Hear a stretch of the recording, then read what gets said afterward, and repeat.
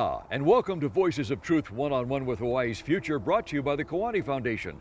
I'm Ahu Keikahu Cardwell, and here we are today near Pearl City on the island of Oahu. And I'll tell you this right now, we have a fascinating guest on the show, so let's go on over here and meet him. Andre. Hey, aloha. How's it? How's it, Ahu? Andre Perez, welcome back to Voices of Truth. Yeah, mahalo. Good to be back. Andre, tell us where we are right now. So we are in the Moku of Ewa, the Ahupua'a of Waiawa, and within Waiawa we're on a little ili called Hanakehau, which is a small parcel that we lease from Kamehameha Schools. We're caretakers or stewards of this aina, and we use the property for cultural education, for the work that we do around sovereignty, self-determination. So it's a small little parcel that we're really in a constant state right now of retransforming the aina back to native plants, native ecosystems. So it's a restoration project that's moving toward really becoming a real farm at some point. Andre, we wanted to have you on the show today because you've been involved in lots of stuff since we last visited with you. And it involves Mauna Kea, it involves Standing Rock, Yep. and places like that, yeah? Yep. So let's start with Mauna Kea. You were involved in that, weren't you? Yeah, to some degree. I was as much as I could be. Mm-hmm. So, you know, Mauna Kea was a struggle, probably one of the biggest struggles in recent contemporary times to stop the building of this 30 millimeter telescope, which was kind of billed as the world's largest telescope. Mm-hmm. So, of course, fairly easy to understand the struggle. Hawaiian community was largely against it. There was no real process for community input, and whatever community input was given was not taken seriously. Of course, there was all these kind of permitting circumventions that happened, and they were given the permit to build. And ultimately, after a long struggle, the Supreme Court ruled that the permits were awarded improperly.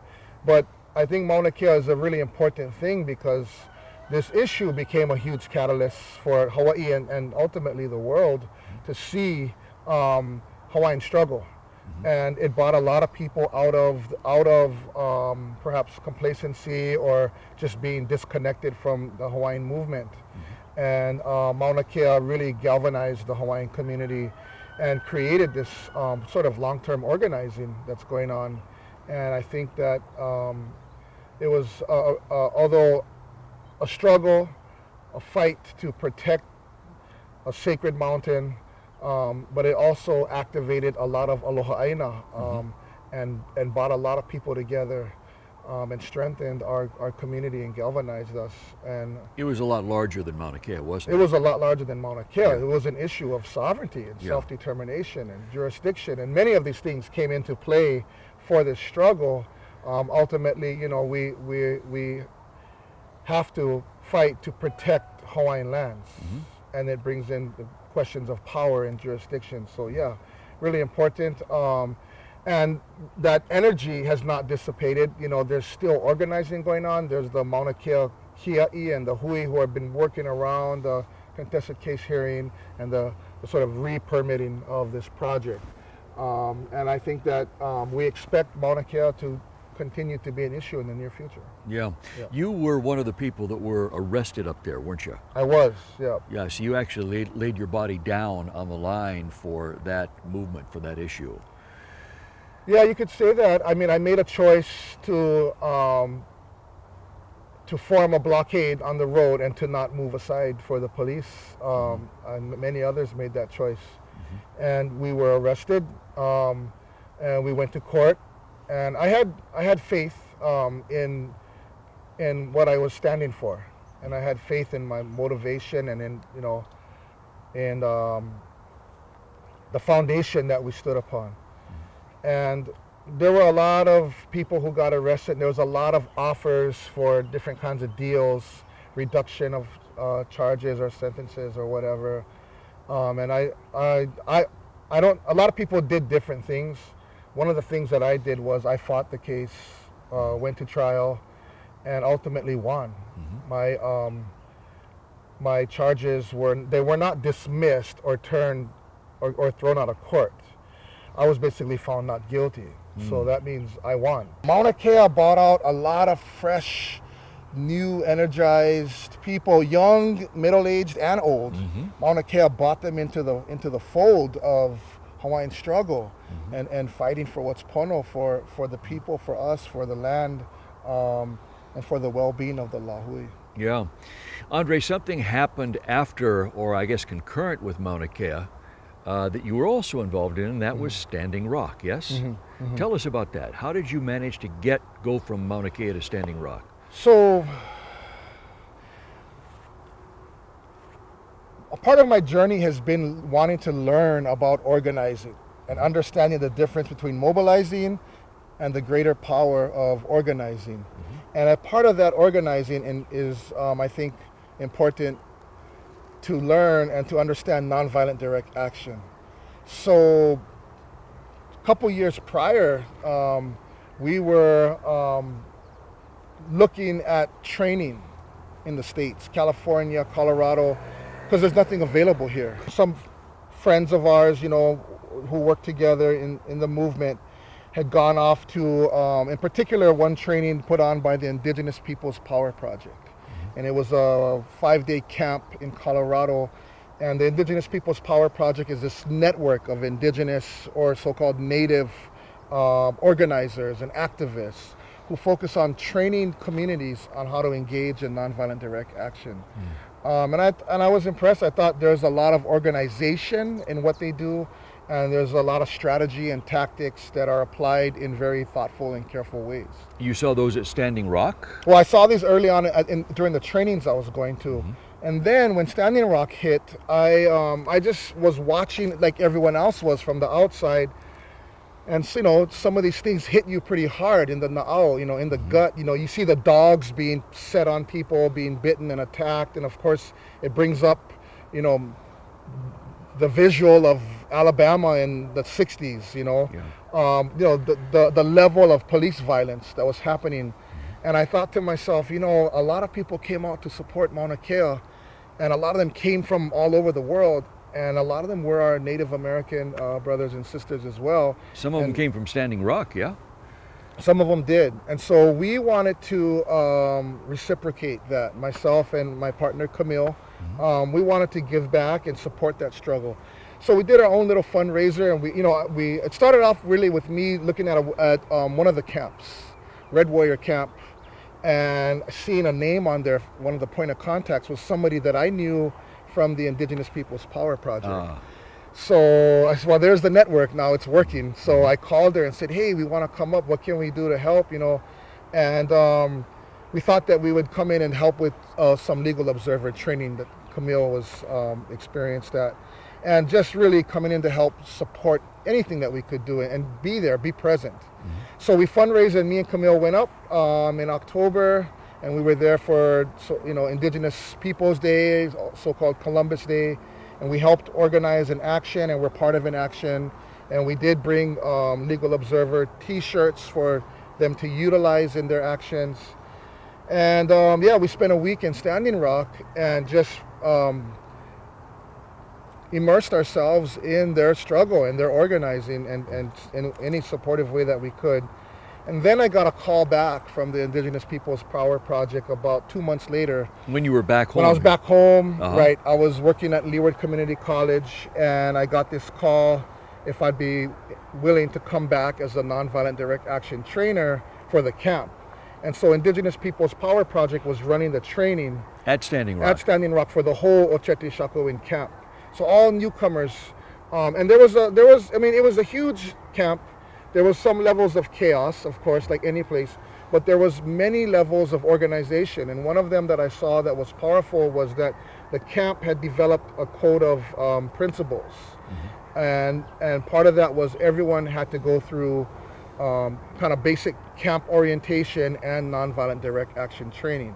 So I decided to go back up. And I thought, one, I wanted to support however I could, and I saw the importance of this issue similar to Mauna Kea, as a huge organizing opportunity to build power and solidarity and networks amongst many indigenous peoples. So I went back up and I was a nonviolent direct action trainer for the IP3 camp, which serviced the larger camps, and was there when the vets came over Thanksgiving and when the blizzard hit, and kind of through, you know, a bit of a critical transition towards the end of the camp, the encampment that was there. Wow. How many people did you train in the time you were there at Standing Rock? I kept notes on that. I believe it was about 2,500. Really? Yeah. 2,500 people. Yeah. As a Hawaiian, you know, from Hawaii, being in Standing Rock amongst many native communities, many tribes, was kind of an odd thing. Like, here's this Hawaiian guy, you know, training, and it took a lot of trust and credibility that I needed to build. And so I would, you know, I was very conscientious of what my kuleana was and what it wasn't. Yeah, I wasn't there to tell people what to do or create strategy or to be a media face. I was there to do what I was asked to do, which was to train people. But there was times when I got kind of roped into some planning and organizing, and I was attending meetings with, you know, the headsmen and tribal elders and different community leaders, you know, and it was really kind of heavy understanding of where I was and who I was representing. Hawaii, the Lahui, the Hawaiian movement, and how I represented Hawaii was always, you know, kind of paramount for me. Wow. All right, Andre, the second time you went back to Standing Rock, how long did you spend there? The second time I was there for a little over 3 weeks. Okay. My intention was to stay kind of as long as I was needed. So I went there planning to stay maybe for a month and a half to 2 months, depending. But then a lot of things happened while I was there. Three important things happened. One was the Army Corps had kind of revoked the permits. Yep. And that wasn't very long lasting, but that did happen while I was there, and people thought that this was the end. And then all the vets came in and flooded the camp. Then the blizzard hit at the same time, creating this kind of emergency situation with people trapped in the snow, people unable to, not really equipped for that kind of weather.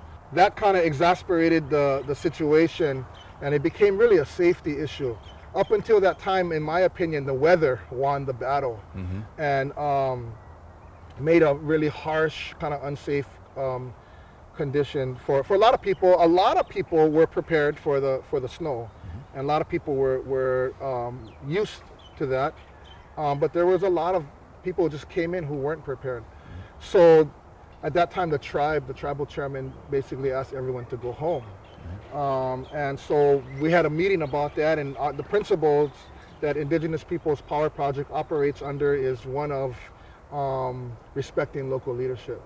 You know, and as much as a lot of us didn't want to go home, you know, we weren't going to, because we were there also. IP3 was there at the invitation of the tribe.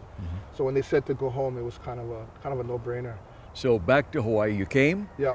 And as a result of your experience at Standing Rock, you've now started an organization called Huli, yes? Right.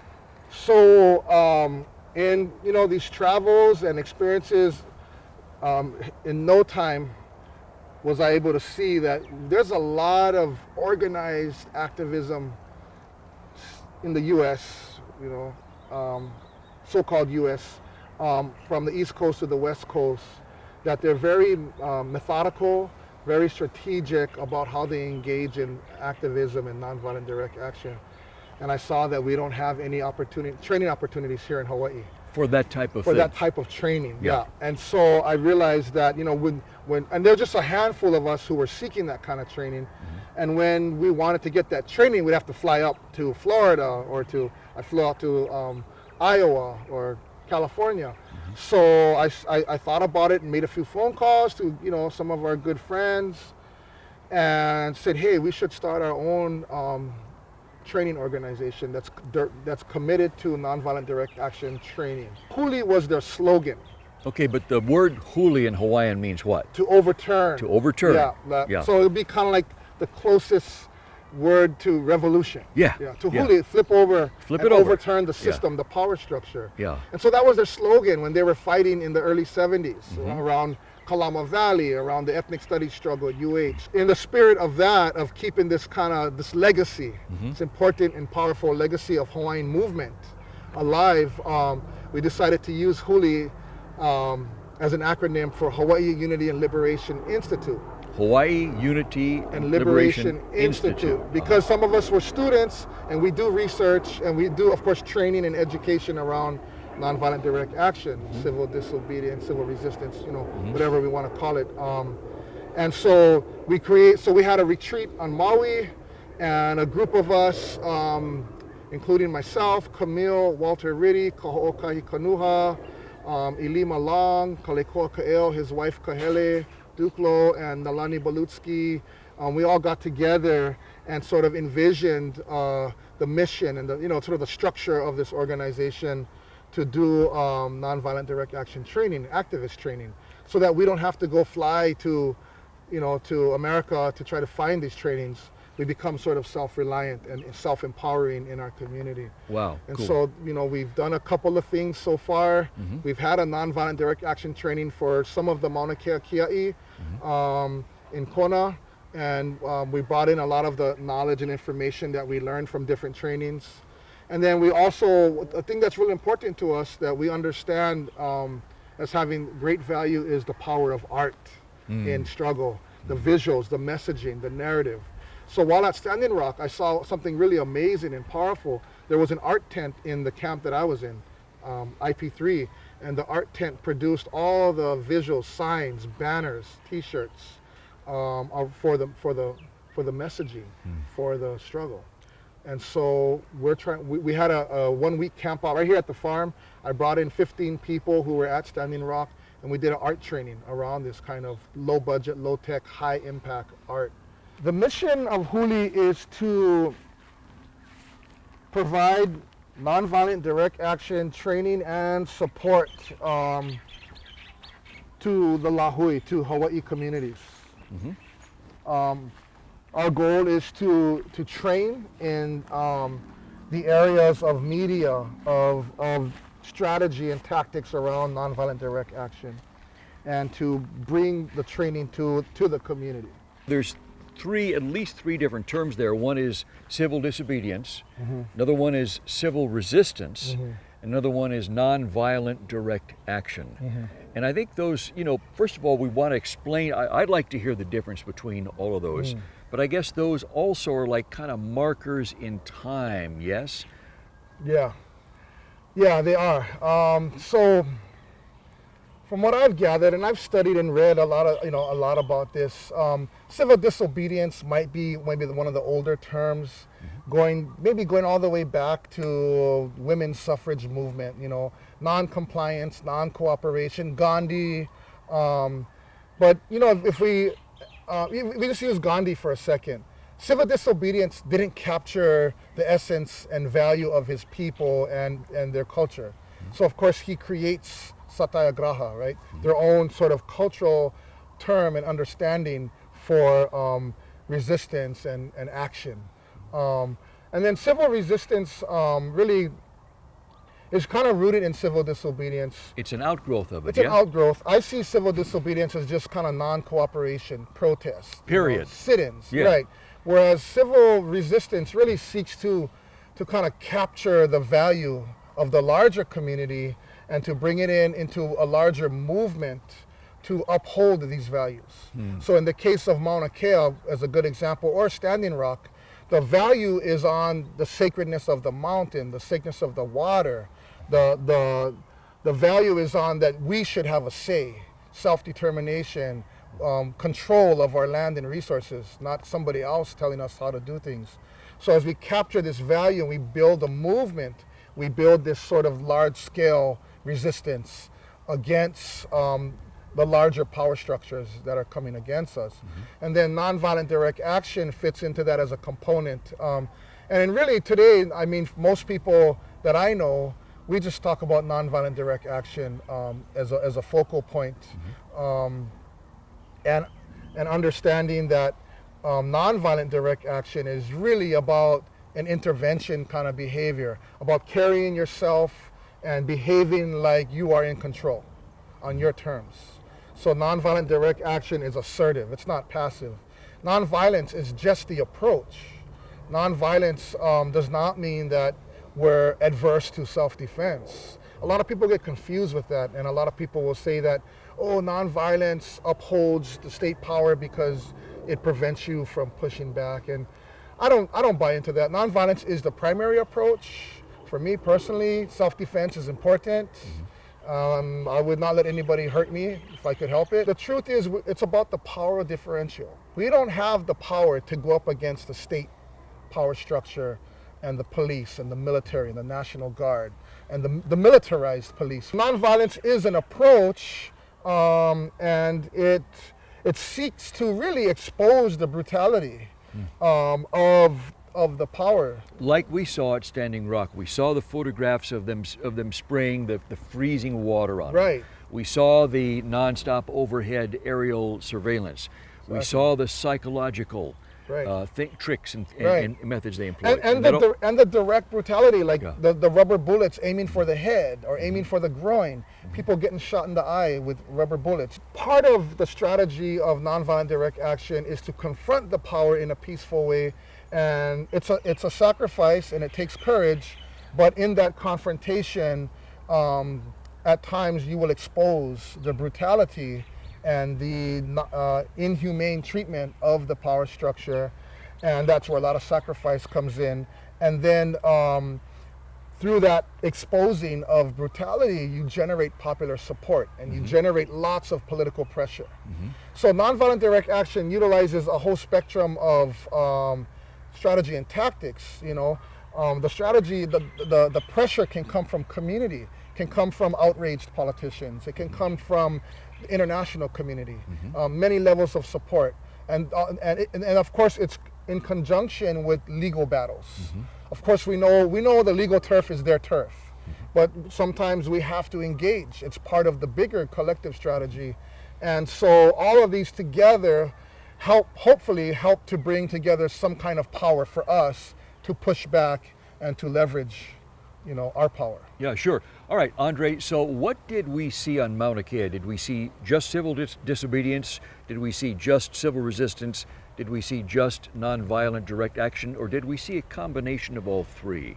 Yeah, no, there's no question. We had a combination of everything on Mauna Kea. Of course, you know, non-compliance, people sitting down on the road getting arrested, to more organized direct action on June 24th when we had a strategy or tactics of multiple blockades, using all women blockade lines. Of course, there was a long legal battle that was going on, and that was a whole faction of the Mauna Kea Kia'i who were committed and focused to doing that dirty work, the legal work, and that was like a decade or more. Do you see a point where things are going to kind of, the balance of power is going to come over to the people who care? Well, that's the uncertain part. You know, you can only predict. That's what we hope for. Yeah. I think that Standing Rock is going to cause a shift. If Mauna Kea happens again in the way that it happened, which we anticipate it will, I think Standing Rock had a big influence on how to do things. Yeah. I suspect and I hope that if they continue to try to build that telescope, that we'll have a much stronger committed response. A lot more people will be committed to make a lot more sacrifice. I envision that we'll be more organized and more prepared, but also understanding that the government, the state, the police are going to be more organized and prepared as well. We've seen that happen on Haleakala recently. So they're preparing, and so we have to prepare.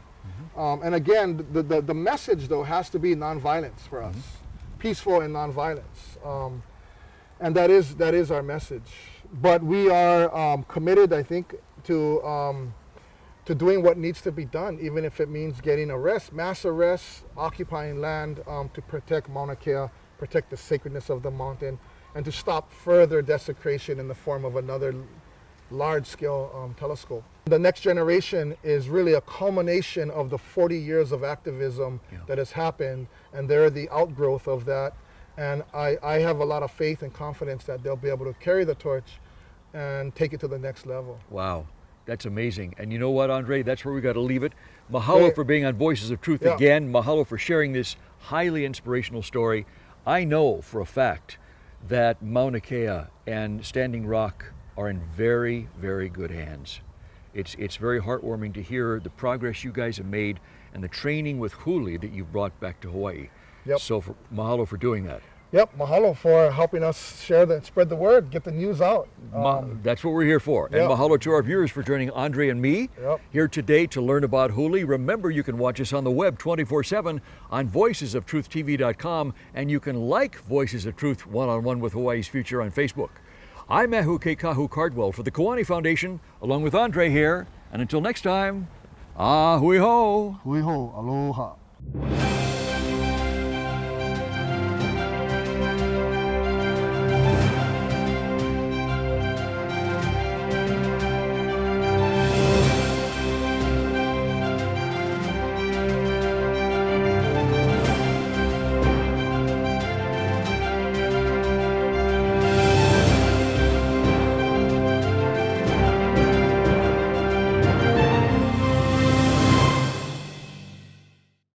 Mahalo for watching Voices of Truth One-on-One with Hawaii's Future.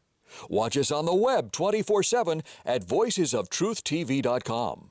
You'll find all our shows, including this one, in case you want to see it again or share it with family and friends. Also view our weekly video commentaries at freehawaiitv.com. And check out our blog, published daily, at freehawaii.info. It's all part of the Free Hawaii Broadcasting Network.